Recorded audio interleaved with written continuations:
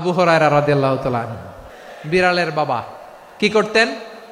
খালি হাদিস মুখস্থ করতেন। উনি বলতেন আলজামু রাসূলুল্লাহ আলা মিল ইবাতনি, আমার শুধু পেটের ক্ষুধার বন্দোবস্ত হইলে আমি নবীর সঙ্গ ছাড়তাম না।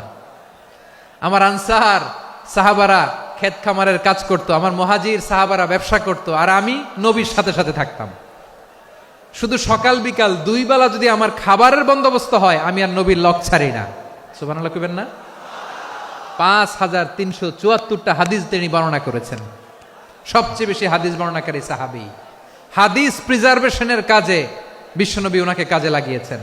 উনি একদিন বলেন, ইয়া রাসূলুল্লাহ আসমাউ মিনকা কাসীরান ফালা আহফাজু, নবী অনেক কথা শুনি আমার মনে থাকে না। বিষ্ণু বললেন তাই?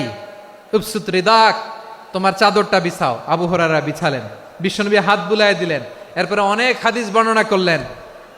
আবু হুরায়রা বলে তারপর থেকে বিশ্বনবী যাই বর্ণনা করে আমি শুনি আর একটাও বলি না। এখন সুবহানাল্লাহ।